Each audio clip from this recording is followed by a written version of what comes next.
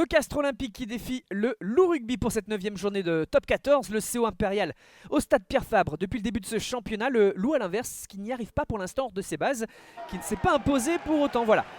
Il y a quand même de l'enjeu pour ces deux formations, de l'envie surtout des deux côtés.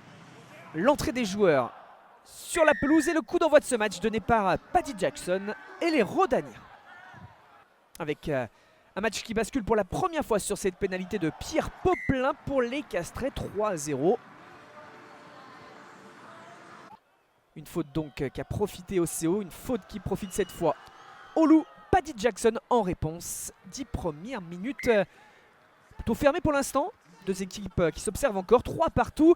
Et ce match qui va se décanter une première fois avec cette situation, cette capacité à écarter là-bas au large. Avec Babillot, Huleux, le petit coup de pied à suivre dans la profondeur. Et c'est l'ancien Lyonnais, oui, Julien Dumora qui est là à la conclusion pour marquer le premier essai de la partie.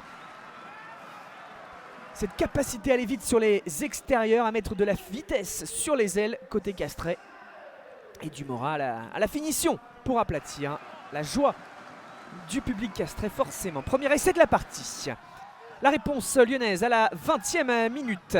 Avec les avants, les gros au travail. Sébastien Taofi-Fénois notamment là qui prend les infos. Le petit ballon sur le côté droit. Avantage en cours. On voit qu'il faut une grosse bataille pour essayer de finir le coup.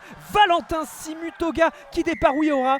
Le départ gagnant. L'essai du Loup qui égalise grâce au pilier droit. L'ancien joueur de Clermont à la conclusion pour son premier essai sous ses nouvelles couleurs. 8 partout, ce n'a pas été transformé des deux côtés avec cette fois-ci la situation avec la relance de Botitou. C'est assez incroyable, le festival de Botitou. Le jeu debout vers Nakarawa. Ballon qui va être conservé par Castres, oui.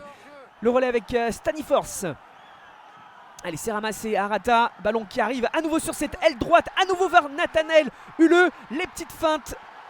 Les appuis dévastateurs. Et ensuite l'effort pour penser à son buteur et venir aplatir le deuxième essai de Castres dans ce match. Castres reprend les commandes. 13-8.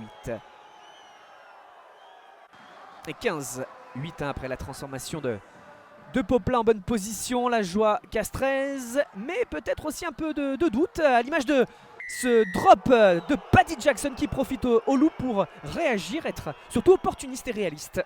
Revenir à hauteur ou presque à 4 points. Allez, fin de première période qui se dessine avec 15-11 en faveur de Castres. Et quand on dit peut-être un peu de doute, 15-14, pénalité de Paddy Jackson. Plus lointaine cette fois.